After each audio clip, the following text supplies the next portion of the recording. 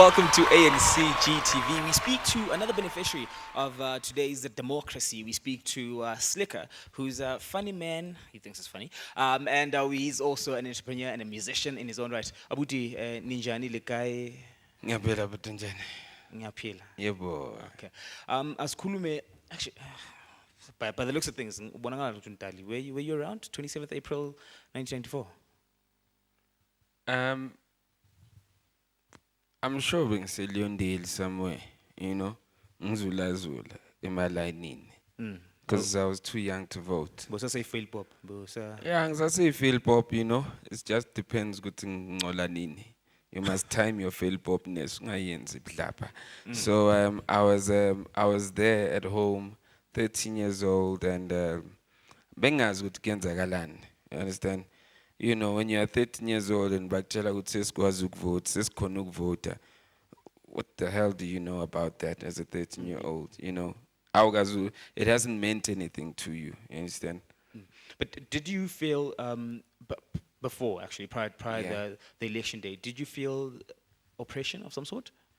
Nah, I mean, mhlawumbe depression ngoba yazi sometimes. Depression, oppression. Yeah, ngoba sometimes besifunda nabelungu engikade banemali, so thina besihluphekile elokishini. So more than oppression, it was depression, Yeah, I was really depressed sometimes.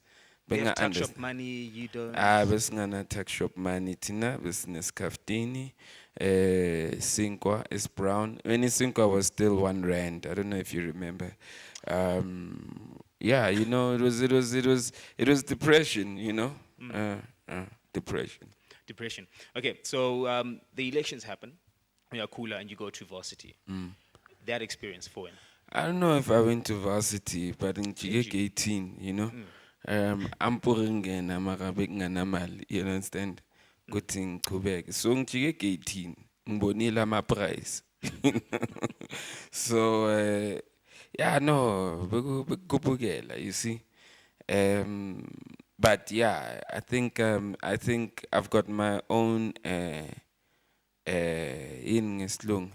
interpretation of a democracy in 20 years. I think when you look at what democracy is, you look at what are we now, what are we doing now, and whether it's good or bad, it's all because of democracy, So when my parents were voting 20 years ago, the concept of good bio-voter was lovely, but the outcome, we had yet to see it. And we are products of that. And our parents can literally go, Tina skuleso, nina sin kuleso, in a free society, in a society that allows you to be. You are only as great as your imagination, Our parents' imagination could be great, but they were always told that they're not wide enough to be great. So that is what democracy is, whether you are living in a shack or you are driving a big house, meaning that you're living in a caravan, or you are living or you're driving a big car or a small car, that is the power, the will of you to be. That's what you are choosing subconsciously to be. Let me take you back a few years. You starting out in the music industry as a group, Squatter Camp. You start out, how was it then for you? Sorry, I just need to take back and rewind. Because I'm always thinking of the future. So let me come back. Very outlook on life. Let me be present. Very good outlook on life. Let me be present. I'm present. Now I'm going back. Now you're going back? Back. There I got there it. you go. So, I think Squatter Camp is a product of democracy. Especially the success of it is a product of democracy. And I think that Squatter Camp resonated because after the Equator almost like existed with what was happening. But so it's almost like Kwaito existed before 94 and was still going on.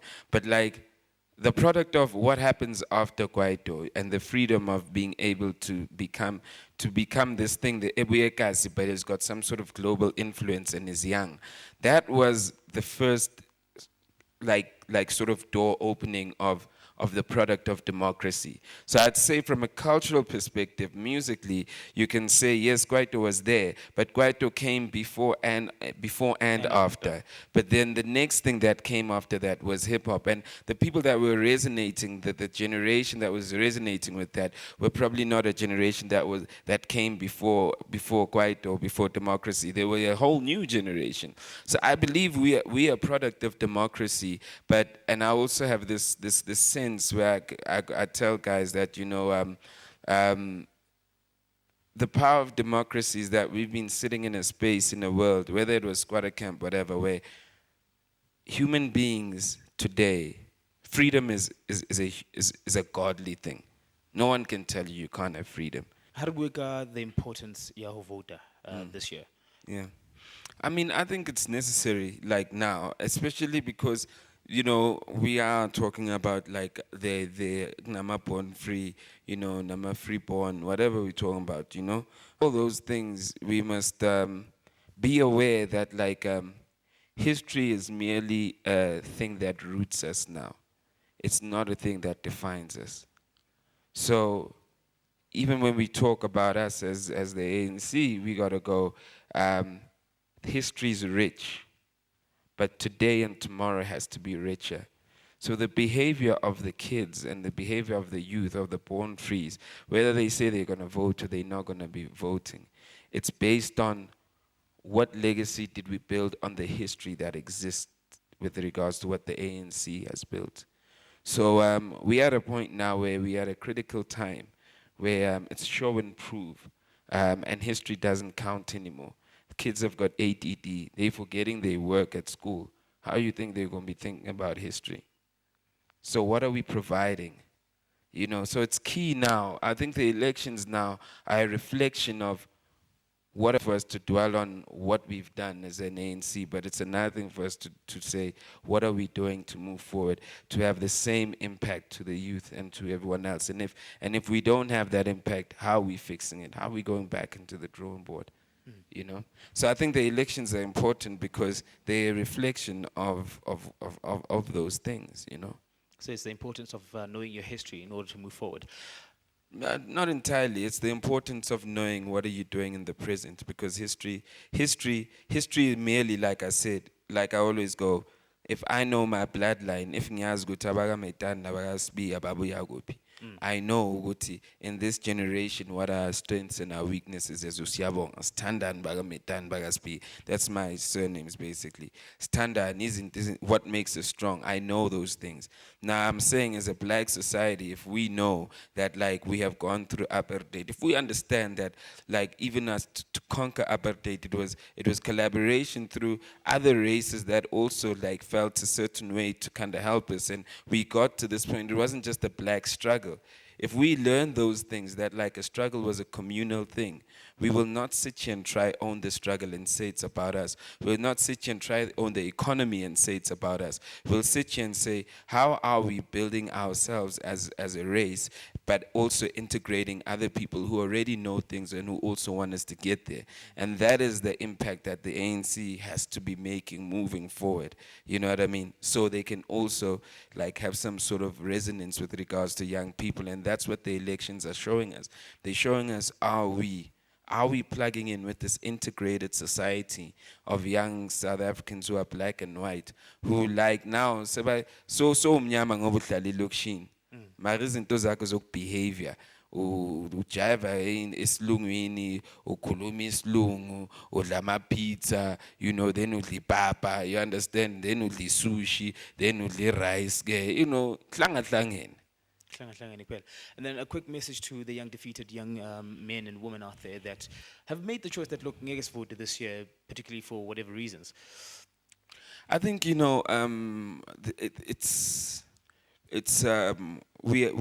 are. I always go, if you're in a relationship with somebody, and like I mean the ANC might know or I might not know. I'm quite vocal,